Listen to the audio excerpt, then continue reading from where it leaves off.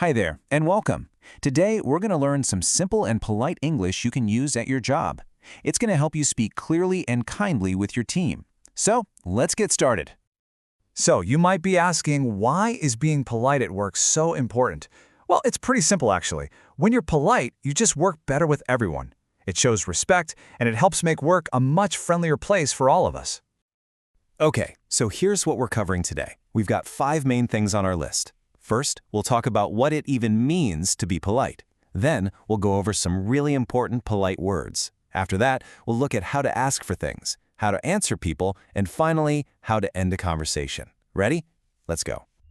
All right, let's jump right into our first section, being polite at work.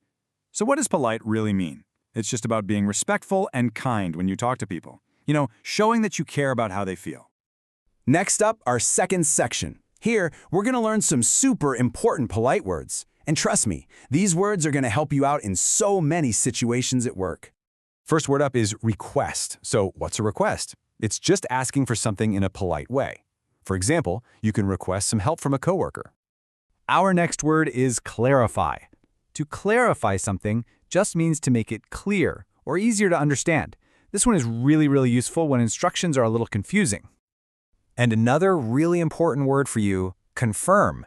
When you confirm something, you're just checking if it's correct. It's a great way to make sure you don't make any mistakes.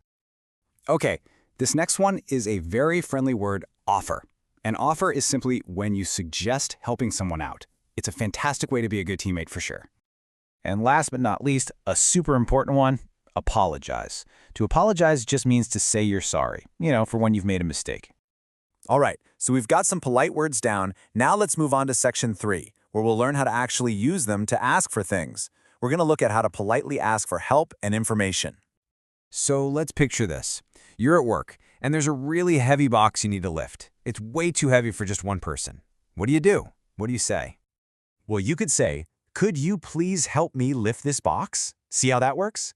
Using could you please makes the question super polite. Let's try that one more time. Could you please help me lift this box? Let's see how this looks in a quick chat. The worker asks, could you please help me lift this box? And their colleague says, sure, no problem. See? So simple, very polite, and it works. Okay, let's try a new situation. Imagine your supervisor gives you some instructions, but you don't quite understand them. Hey, it's always okay to ask for help to understand things better. Don't worry about that. Can you explain that again, please? You see, just adding that one little word, please, is so important. It makes your whole question polite. Let's check this out in a conversation. The worker says, can you explain that again, please? And the supervisor, who is happy to help, replies, of course, I'll go over it step by step. Easy. Awesome, we're doing great. Let's move on to our 4th section. In this part, we're going to learn how to answer people politely, which can be tricky sometimes, especially in difficult situations. Okay, let's look at this scenario. A coworker asks for your help, but you are super busy. You just can't help them right at that moment. So, how do you say no without being rude? You've got to be polite. You can say something like this. I'm sorry, I can't do that right now. Starting with I'm sorry is key. It makes your answer sound so much softer and more polite. So let's see how that sounds in a quick conversation. Your colleague asks, can you take this order now? And you can say, I'm sorry, I can't do that right now. It gets the point across, but it's still very respectful. All right, let's talk about another situation. Look, we all make mistakes. It happens. The important part is how you deal with it. So let's say you made a mistake with a customer's order. Here's a simple, direct way to apologize. I'm sorry for the mistake with the order. It's really important to just be clear about it and to take responsibility for what happened. And here's how that conversation might go. The worker says, I'm sorry for the mistake with the order. The supervisor replies, it's okay, just be more careful next time. See? A simple, honest apology can solve a problem really fast. We're almost done. Our last section is a quick one, but it's super important. We're talking about how to end a conversation politely when you're at work. So how do you do it?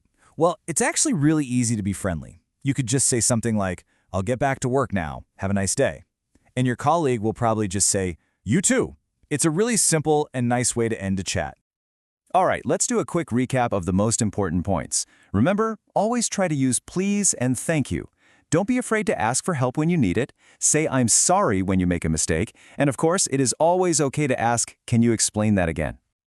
And there you have it. That was our look at using polite English at work. So I'll leave you with this final thought. What polite phrase are you going to use at work tomorrow? Give it some thought and give it a try. You can definitely do it.